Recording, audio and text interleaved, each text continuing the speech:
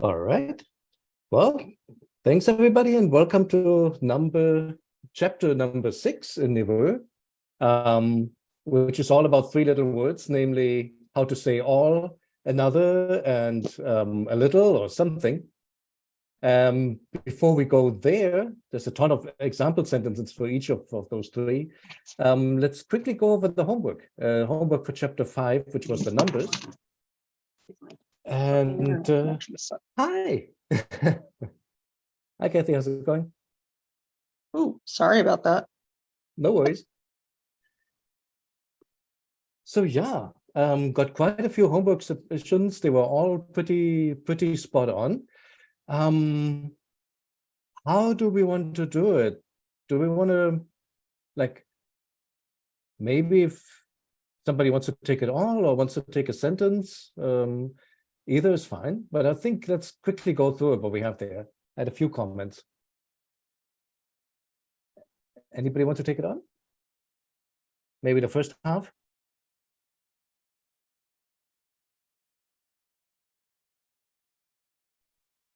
I can try if you like. All I've looked at right. this in a couple of weeks, so let's see how much I can remember. Sounds good. So the first part is a date. Abed 3, Peret, which is the season. So Abed is the third, so it's the third month of Peret, which is the season, and then the 7th day. Right, and a little sun there is red Su, I think, for day instead of Haru. It is a little blue sun there. Mm-hmm. Okay, and then we have Ucha, so the fisherman. And then there's two names, I think. There's one is named Ra, and the other one is Nia or Nia, something like that. Right. Check lost. Okay, so this is some kind of receipt. So it's got a date and it's got the name of two fishermen on it, and their title. That's right. Want to go and on then and then we have Hut Waj 7. Mess. Oh, Mess Y, I guess you have that. Mess 1. That's right. Mm-hmm. Okay. Yeah, that's a little tricky. I kept thinking the vertical stroke is just the determinative stroke, but it's actually a number. Right. And you're not the only one. I stumbled over that too, by the way. Okay. Yeah. So Hut is, I guess, is that a kind of fish? Right. Yes. So the Hut is a kind of fish caught in the Waj, which is the Mediterranean usually. Almost. The blue-green. No? Okay. What's the word for Mediterranean? Waj where? The right. great blue green. The great green. So this is just, oh, you glossed it as fresh. Okay. Okay, right. So they're green fish, they're fresh fish. So there's 7 of them. And then as that's in opposition to the one that has been mesh, which has been gutted. Mm-hmm. And that's an asa, a joses, I guess. You don't gloss the aleph? It was not glossed in whatchamacallit. Lesko?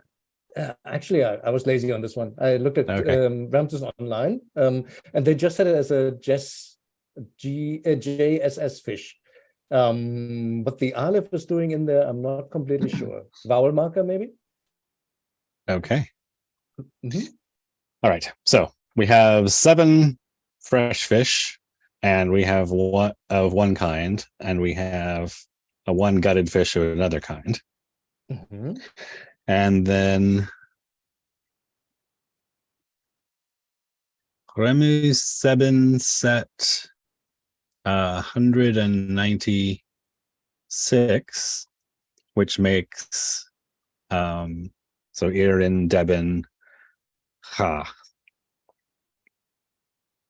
Right. But yes, and you have translated in a different order, so I guess you're putting Deben, Ha, and Deben. You're expanding out the way the abbreviation that's written in. Right. And honestly, I don't think anybody does that in the literature. So that was just me trying to think about, well, how would they actually have said it? And I think you would say Iru and Ha and Deben, because normally in spoken language, the number would come before, right? So I think they would probably really have said like you do in Coptic, basically shore, in this case Ra in Late Egyptian, Ra in Deben. But I think any transliteration you're going to see out there would have Deben Ra, like you said. Hey, matter of personal choice, I guess. So I don't remember what remo is, but so this is another kind of fish, maybe?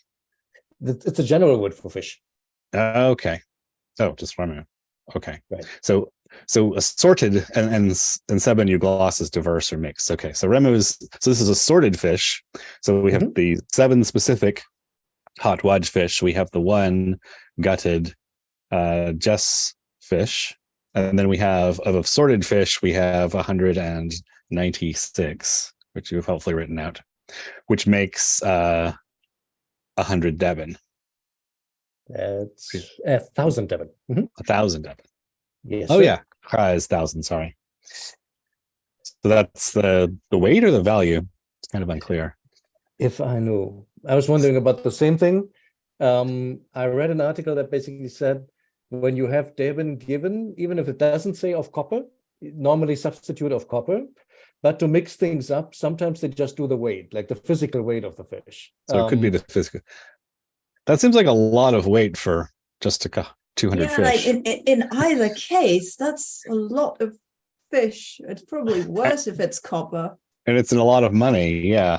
Yeah, I mean, 1,000 Deben in money. the New Kingdom, that's 90 kilos. Of copper, if it were copper, or If it- 90 kilos of fish. Yeah, maybe it's not unreasonable for fish if they're fairly large, but So I read up a bit on that because I was curious.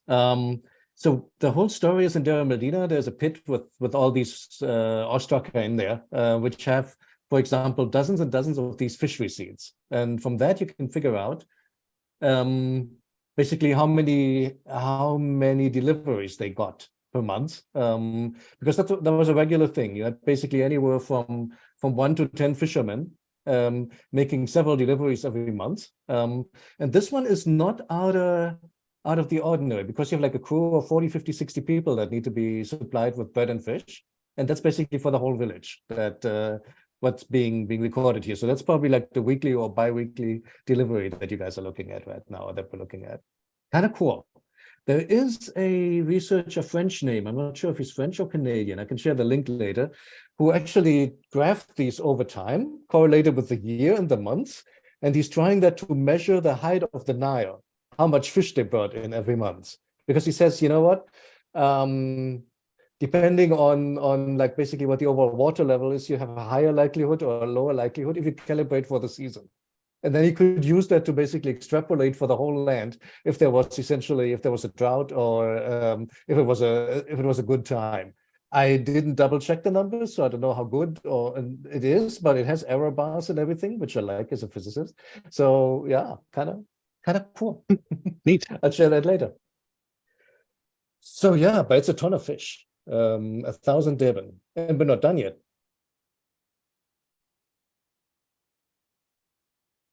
Want to continue? Oh yeah, I can keep going, or somebody else can take it. So we have Ramesses, shiny fish. I guess that the vertical stroke is maybe spurious. Right. Anyway, there's 8 of those. In Deben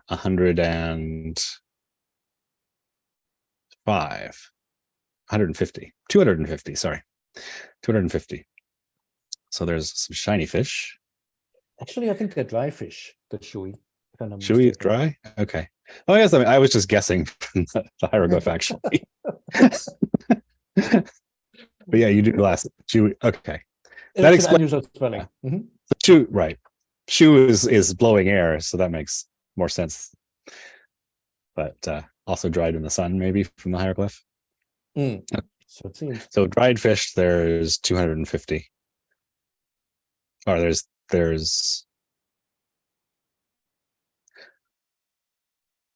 these must be very large fish if only 8 of them makes 250 Deben.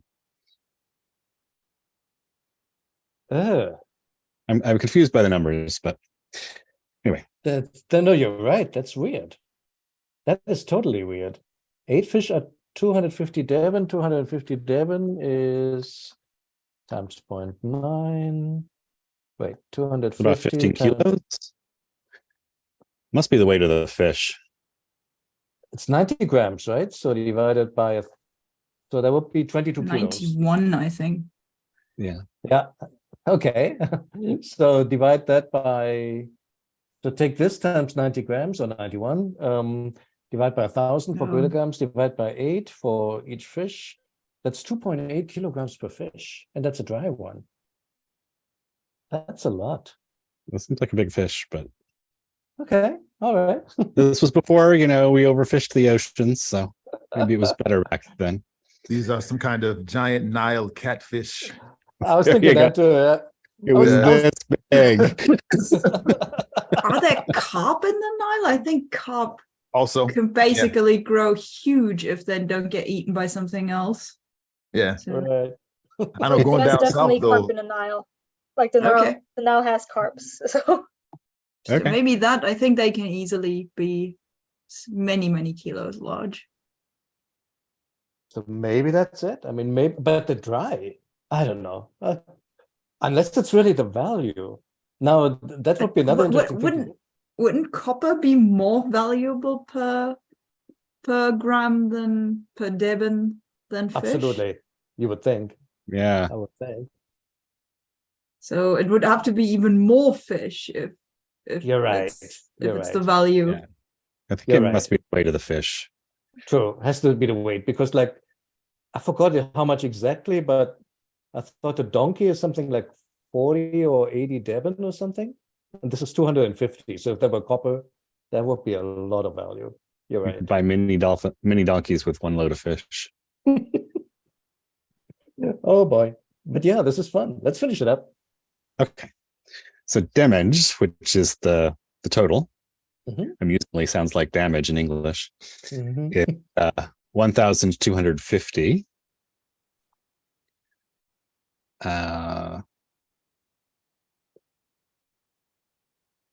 The next part is weird. It's totally Yeah. weird. Whoops. Okay. Well, reading your glosses, that it's broken down into presumably 2 shares of 1,000 or 1 share of 1,150. Or 60 in this case, yeah. Oh, 60, yes. And then Raw gets 625, and Nia gets 625. Right. Or since they're the fishermen, I'm thinking that's probably what they're being compensated for. So they Right. they get for that amount, I'm assuming. But yeah, no, great job. I mean, that's essentially it. Maybe this is where weight and price, maybe that's what that line means. The 1,250 Devon of weight, which makes 1,160 Devon of copper, which is then divided evenly between the two fishermen. Huh. That's an elegant solution. Yeah. Although, quick Otherwise, note, they don't match up. the total here adds up to what the two of them have. 625. Oh, yes, I meant that the other way around then, I guess. Got it. Yeah, that could work. That could work. I mean, I was really stumped by this. And looking at, wait, can I somehow get the original? Let's take a quick look at that. Oops, that's not it. Where is it?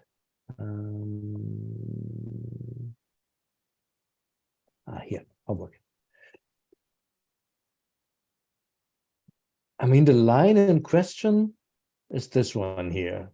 How do we best do this? Let me put them side by side. That's easier to see. So here are our fish at the beginning, right? You can see the little R, you can see the M, you can see the highly cursive W, and then the vertical fish here. And then the number itself. You can see the I over here of the E01, By the way, I made a mistake there. In responding to the homework, I said that could be for ED or EDM. It isn't. It's always an N when they're trying to say which makes or making. So just I got my wires crossed. Yeah. Apologies for any confusion. Here's the number 200. And then here we get to the total, which has a pretty glyph, namely there is this one here, but in lists like this, very often you just find the book roll, which is what he does over here, basically. So here's your book roll. Then there's some of the ink washed away. Yeah, and then comes the rest over here. And I always wonder, could that be from a different calculation? Like, was there something on the left-hand side and that doesn't even belong here? But then on the other hand, there is nothing here in these lines. So it looks like it's the continuation of this side. Who knows? Who knows? I couldn't come up with a good scenario. So weight versus money, maybe, possible. I think I just let that one. Maybe the ostraca was reused and that bit is from a leftover. I don't know. Could Also be. true. Could be. They do that a lot, right? I mean, ostraca we're using. I mean, you do it for papyri all the time. Yeah. For writing boards, I've seen writing boards where you have like upside down text on the other side. I mean, yeah, could be something like that. A couple of other comments real quick. Ramesses glosses the name as Raya and not Ra, and I have no idea why. Maybe one of the onomestics books can tell you. I would have said Ra as well, just from looking at that, right? What else? So EDN, or sometimes it's spelled out as E01 with a little quail chick. I've seen a few texts in the 18th dynasty that have that. So that's the standard formula for this. It makes, making, etc. This could be 3 separate items. It could be 7 of the fresh fish, 1 gutted, and 1 jesses. I think if we take all these determinative strokes here as numbers individually, I think what you'd really have to do look at a lot of these receipts to see what it is. I've tried to expand the numbers. So, for example, 296 would become shed, pestayu, sisu, or something like that. Yeah, again, just for fun, to practice the numbers a little bit. And I think that's all I had in terms of comments. Did anybody else have anything or any questions? Anything open? I did a little bit more research on dried fish just now quickly.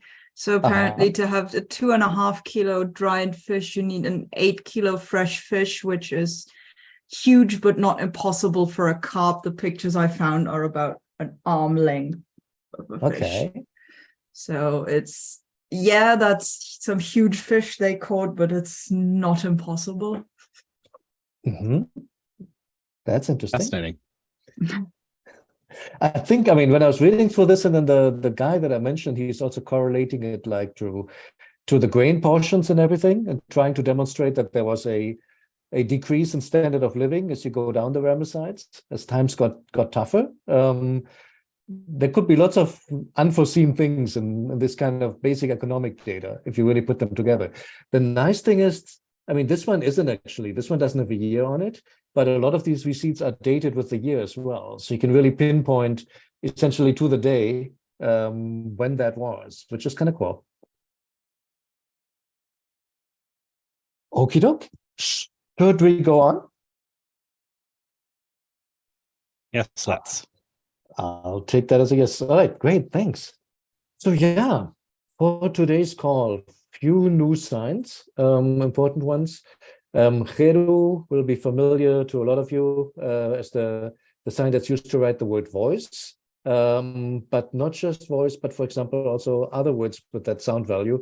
In this case, Cheru, enemy, or something like Cheru. I'm not sure how exactly it was pronounced because it didn't live on into Coptic, to my knowledge. And then you have like the little enemy here, basically being somehow, I guess, tied to a stick and looking pretty dead, or at least captive. There's always a little bit of symbolic magic in there. This birdie, I'm actually not sure what kind of a chick that is. Sound value cha, or rather ch aleph, used, for example, in chati, vizier, or also in the word icha, to steal. and with the evocative finger here, and then of course it's some kind of act of force. This I think is the ancestor of Jiwe in Coptic, and also Jo for the thief. Another very common sign, Resi, south or southern, or rather, this is the full spelling in Late Egyptian, lives on as Res in Coptic, it still means south. So some kind of plant of Upper Egypt here. I'm not sure, but what exactly is it? That's a sedge, right? Yeah, it should be. That's a sedge, right? Then Shizep, to receive, fully spelled out like this with a P and the little man with holding a stick basically lives on his shore. Somehow the two sibilants have coalesced into one in Coptic.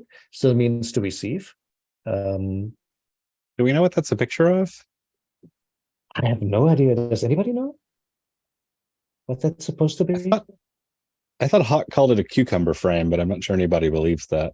Oh my God, that's cute. Yeah, right. We had that in the class with Christian, didn't we? The cucumber frame. What's a cucumber frame? Like how you grow them in the garden. Like it's a little trellis you put in your garden so that the vines can climb up. And oh, okay, I see. But it seems a bit speculative. It's a fan. Just a little.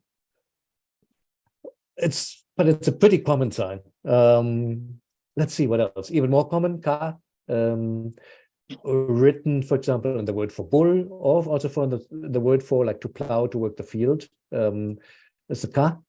This one does not live on into Coptic, to the best of my knowledge. The beginning is phonetic, S, Ka, Aleph, and then the rest is just basically indicating it has to do with plowing and tilling the ground, and of course that requires work.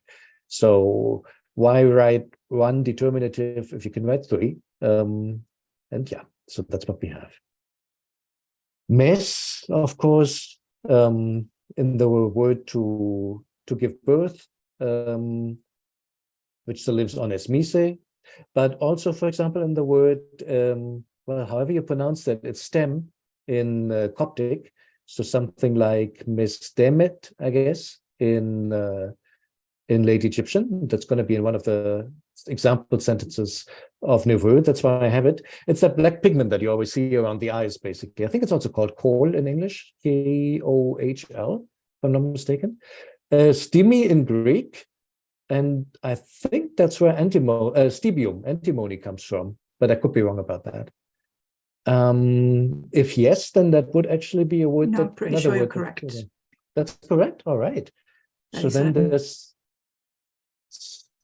then that's another Egyptian word that lives on outside of Egypt, which is nice.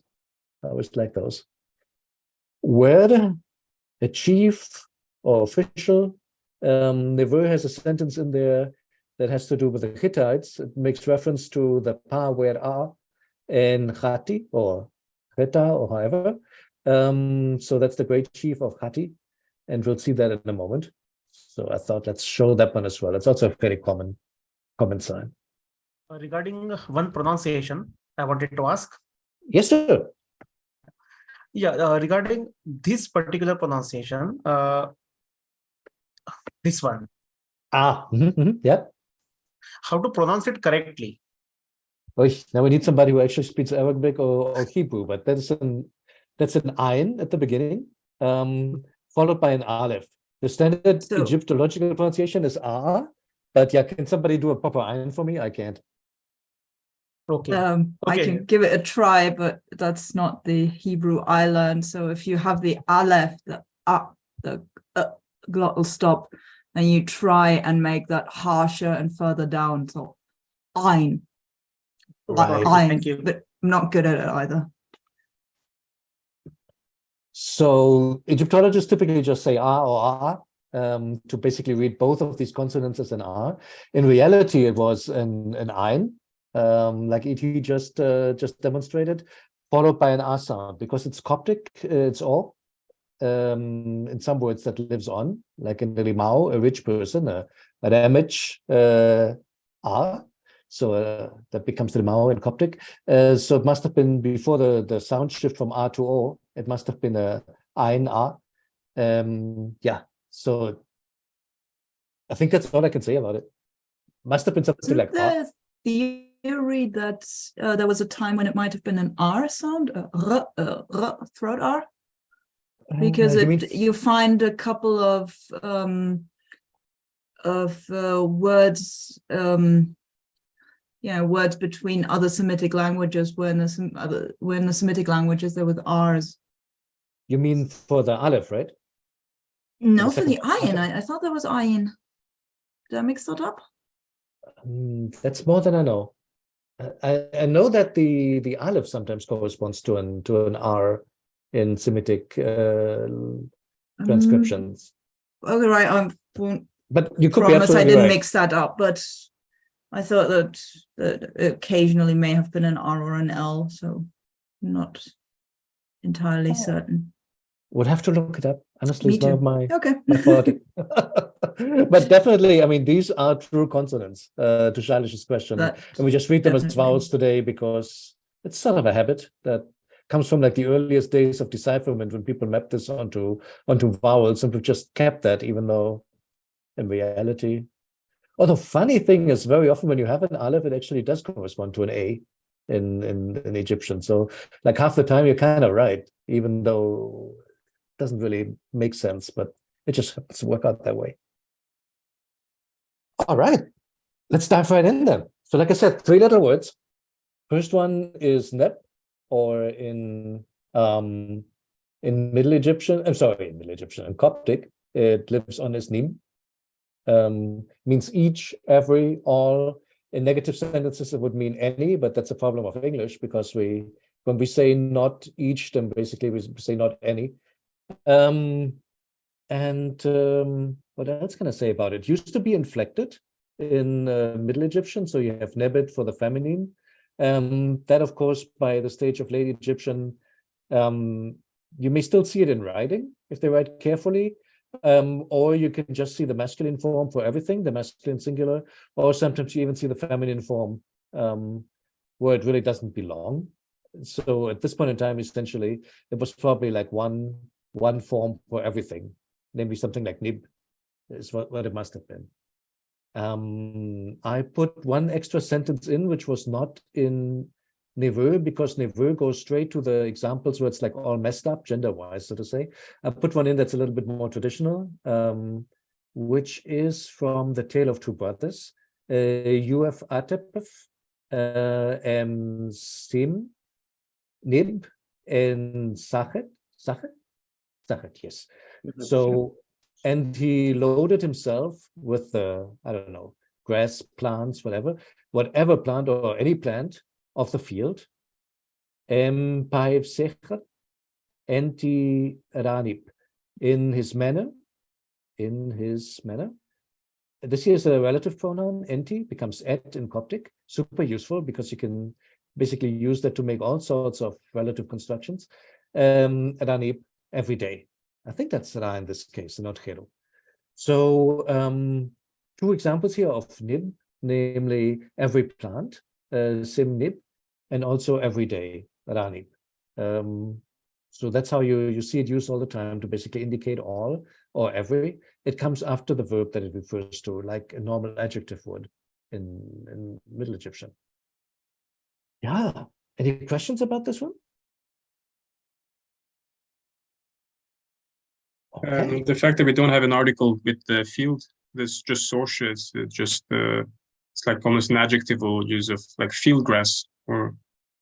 Yeah, I think that's a really good point. I think it's because it's sort of making a compound word, like any field plants, like you said. Exactly. Because it's not about this particular field, but just basically plants that belong to the field and not to, I don't know, the mountains, the deserts, or whatnot. Really good point. You're right. Also, when you have nip, in Egyptian, just like in English, if you have every or each, you don't need to put the article. Some other languages, they require it. They require like article and all to go together, but not in Egyptian. Basically, by having the nip there, it's already a definite noun because you're basically saying all, every. So no need to add an article to it. Very cool. Can we do the remaining sentences from Neveu yeah, maybe one at a time. Like if you had a chance to look at them, maybe just take one. And I've tried to gloss the things which are that we haven't even covered yet, that we have not covered yet, or that could be a bit tricky. Like for example, here the Rome or Remech man, they spelled that super abbreviated and with a T instead of the ch, so I thought I'd gloss that on top. So yeah, volunteers first. I can give it a shot. All right, thank you. Oh, Ramesses Nebet, Neveu, R-I-R-I, Resi. Mhm. That's right. And meaning wise? Okay. All the people, or yeah, all the people. Then this should be who went to the south or went south or Almost. Came south. Yeah, came to the south. Almost. The verb form is you, followed by the suffix pronoun. So like you said, they, and then it has an R. So that's Will come to the south, right? correct. It's the future three. Pseudo. You got it. Yeah, okay. Pseudo verbal, right? In middle. Yeah, okay. Right. So basically, yeah, it's definitely a fragment. All the people who will come to the south or who will come south will do whatever. Will bring us tribute, will bring us new things from the north. I have no idea. But yeah, that's what it is. Well done.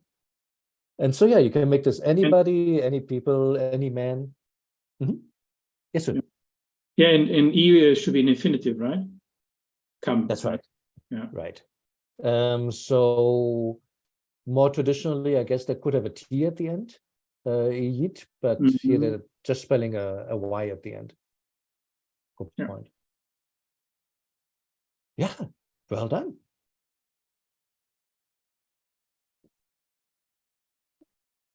Want to do one more? Well, let's try. So, all right. This sounds like participle, right? The first one. I think it's the perfect passive. One finds the people, right? Yeah, I think the people were found technically. There's something like a passive F past tense in the Egyptian. I think that's what that is. Even though you're right, it does look like a participle with a Y with a double reed leaf at the end. Yeah. Okay. So it's a passive. So the people were found. I did not know. No, I'm not sure about the connection then. The people. Okay, the people were found. Did not know. Every tomb, right? Every tomb in the necropolis. It's a necropolis thingy. Yes, sir. That's right. Okay. And then it's life, prosperity, and health at the end, right? Say that again. I'm sorry. You mean life, prosperity, and health at the end? Yes. Life, health, prosperity is just abbreviated. Yeah. Okay. That's right. So basically, is the people were found. Gemi Nademich, I guess. Nadamich. EU circumstantial. So as I guess as they. Then this here becomes Mpu in Coptic. That the Bupui. I think I may have forgotten the W in between. There should be another W. My bad. Upui or Mpui or something. Then it has the third person plural. So Mpuyu, I guess, something of that nature. It's really not completely clear how this was really pronounced, but it becomes Mpu in Coptic. So this first part is probably some kind of M, and this is some kind of PB sound. It's basically the negated past tense. So this basically says they did not, with the circumstantial in front, as they did not what? Namely, as they did not rech, they did not know. And then, like you said, every tomb, or in English, we'd have to make it any tomb. So they did not know any tomb. Set Pera, and then, of course, Anekujai Sinet, because you can't say Pharaoh without saying life, health, prosperity afterwards. So yeah, basically, it was found that they didn't know any tomb. So presumably they didn't rob anything and are innocent. This is, of course, from some kind of tomb robber thing again. All right, well done. The grammar point here is just what Neveu is trying to show is that in negative sentences, it would become any in English. And that's really it. Very well done. He's throwing a ton of tenses at you that are like typically late Egyptian. We're going to get to this. This is the negated past tense, future three, negative, passive, passive perfect tense as well. Okie doke. Very good. Anybody want to take the last one? I will. All right. Hi. Hi. I'm going to speak it first.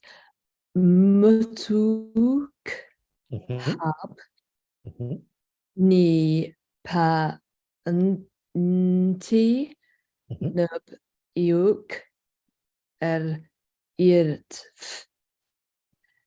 And okay, mutuk. I'm going to do. I'd like to do it literally first. Start with so that means you write, and then the future is the ra. Is that right? What does matu mean? Right? Not quite. The hub, however, does mean right. The next word. Okay, so what does matuk mean? It's a conjugation prefix, which we have not discussed yet, but it's used in Coptic, you know, as entek or entak. I think it depends on dialect. It's the conjunctive. And you. Right.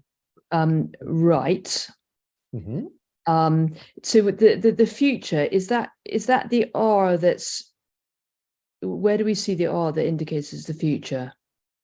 So that's the thing. This is that's a bit tricky because it's a fragment of a sentence. What normally happens when you have like an imperative, for example, and you'll get home and you will write to me.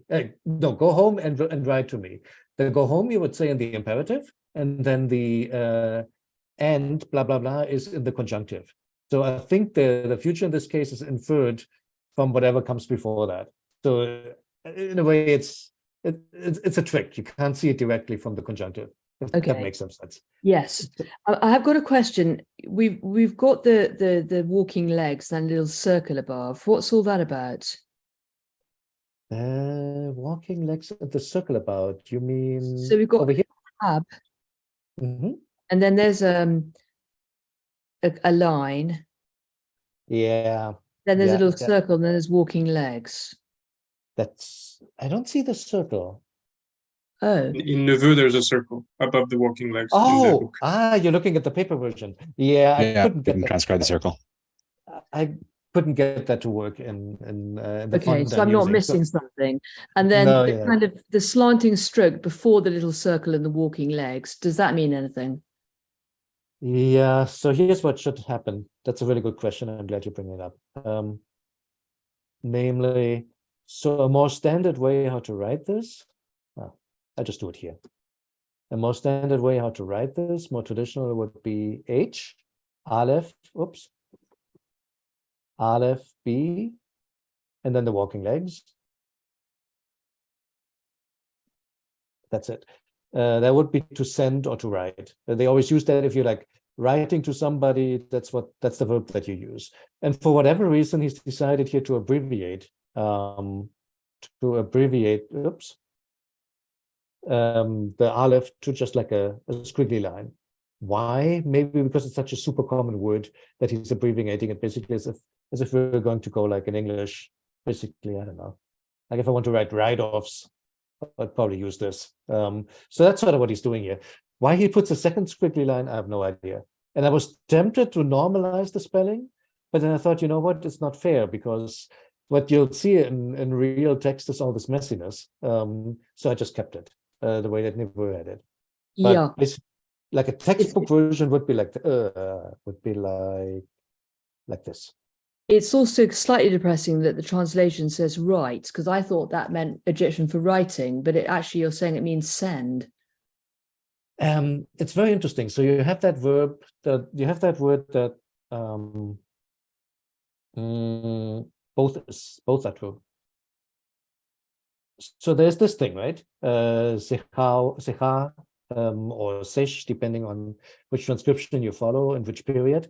But that's not what you would use when you want to say in Late Egyptian, I'm writing to you. If you want to say, I'm writing to you, I'm writing you a letter, you're writing to me, you actually use this verb, which technically means to send. But that's actually the equivalent of our to write. This here is more like for painting, at least at this stage of the language, and for the word, for the scribe. But it's not the action verb to write anything down. It's kind of interesting.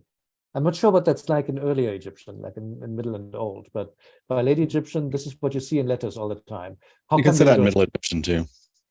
You can? Okay, great. Yeah, and you can say it in English, right? Like I'm sending for you can send for a servant, which means you send word that you need a thing. You can send word. Send word, exactly. That's where it comes from. And you see it everywhere. Like, how come you don't send to me? In other words, how come you don't write to me? Yes, it would have been better if the translation had said, send word to me about all that you will do. You got it. That's right. And that's exactly what it means. A little bit. Okay, so pa to pa the about which, so the unti, the which, nub, every brackets thing, yoke, yoke. So I know the cut is that you just remind me what eo is. In this case, it forms a tense, namely you plus, oops, I'm in the wrong keyboard. You plus subject plus R is the future three. You will. It's a definite future, something that will happen. So I've mentioned it briefly in one of the homework sessions. So the you. Yeah, I was going to say the do, is that the r, the irt. I just can't help thinking of the Coptic era. Let's make it Coptic. This is fun. Let's do it. So does it mean to do, or does it mean what does it mean? It means to do. This here is to do, yes. Okay, great. So it's to say in Coptic it's ire, isn't it? It is. Any relationship between them? It's the same word. Okay, fine. I keep guessing stuff which turns out to be right. You're absolutely right. Yeah. Okay, let me do this in Coptic. I'm not going to put hope there because hope means something else in Coptic. But you wouldn't do it like this in Coptic, but it's close. This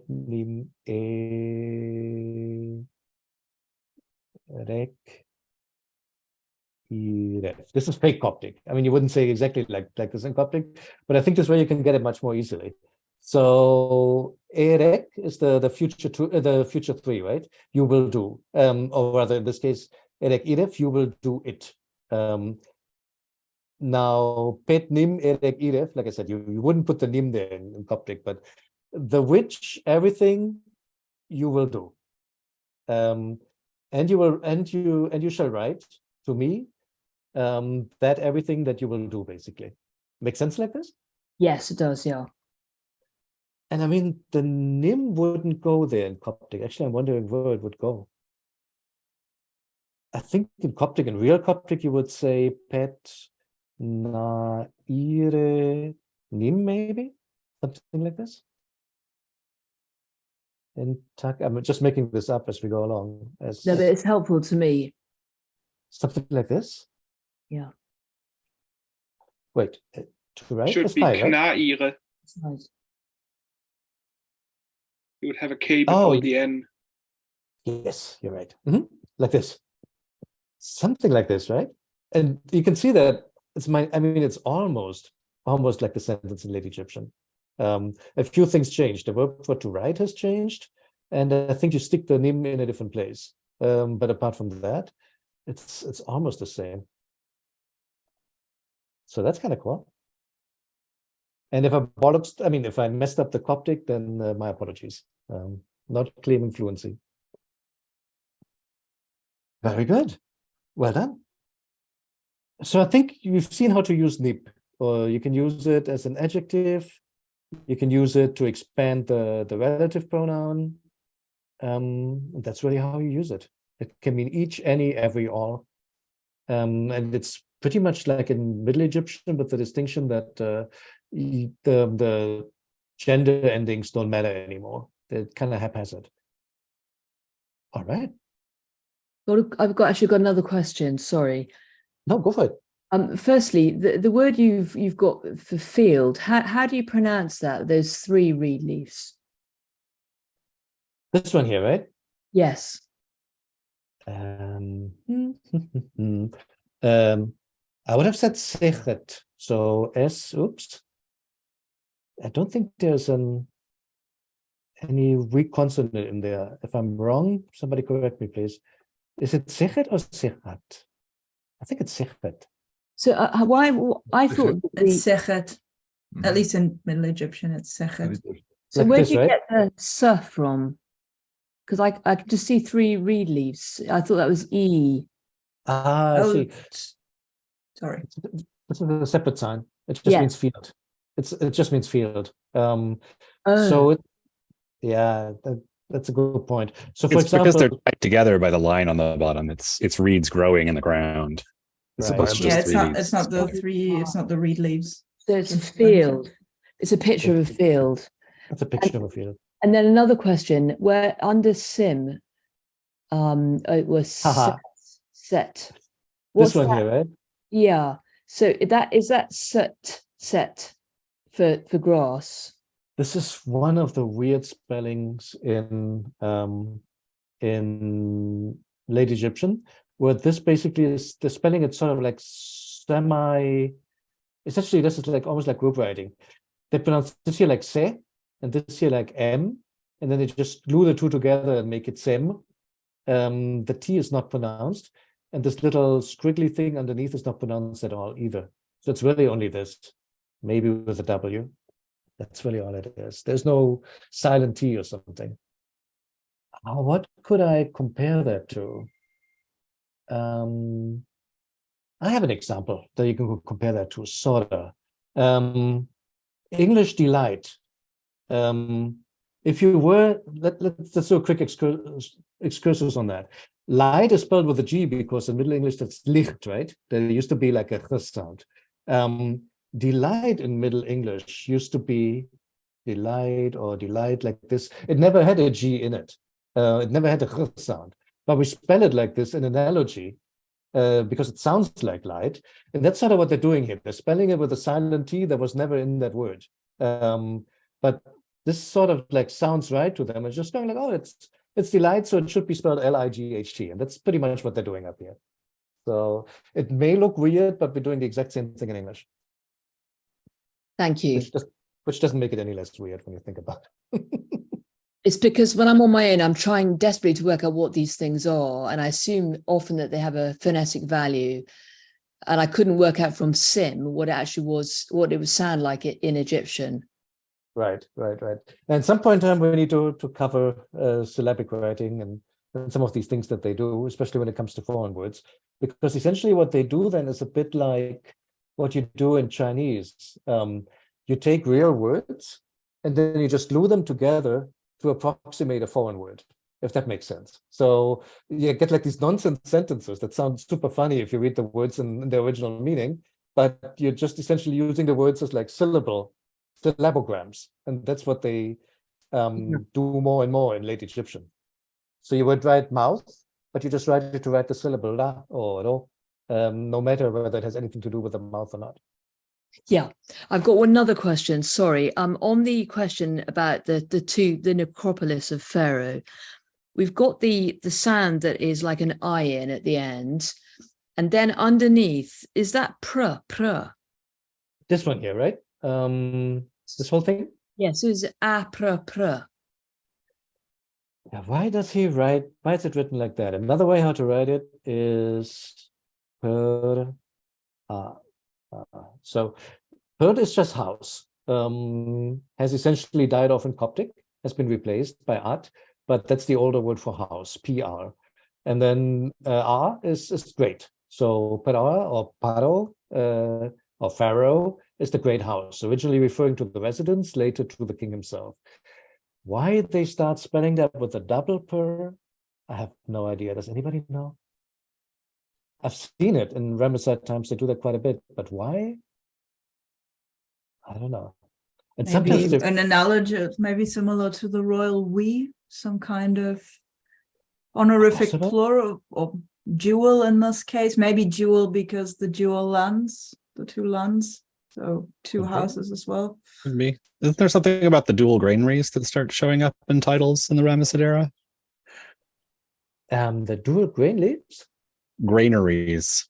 Dual granaries. Oh, I don't know about that Yeah. one. So something about the way the government stores and distributes stuff becomes dual. Oh, But okay. I don't know. It's as likely as the two lands idea. Oh, okay. So that the thing above the two pr Mhm. is pronounced ah. That's right. Yeah. Yeah, but you lot know that word means pharaoh because you're used to seeing it. You mean this one just means Pharaoh is it show me the actual word for pharaoh in that thing there. Oh, so hang on. If I can ever get my keyboards to work, then transliteration. So this here is the word great or big. In Coptic, Oh. in Coptic it lives on as o, but only in compounds. And a fuller version how to spell it would be maybe I mean, you could do multiple things. You could just put the book wall underneath, or never mind. I'll just leave it at this. This sign is also used in other words that are pronounced similarly. Like, for example, in the word for donkey, you use the same sign. But when it stands by itself, it's just the adjective big. And then if you have like a per, a house, that would be the great house. So yeah, that basically stands metonymically for the pharaoh. And of course, it is the word pharaoh, because per is essentially just the Hebrew the pharaoh is the Hebrew transcription of that. Well, I guess the Greek transcription. I'm not sure how that went.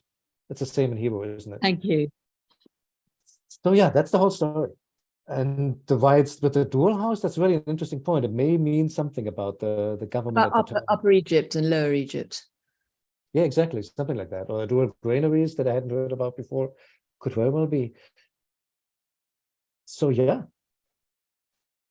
Any other questions about these?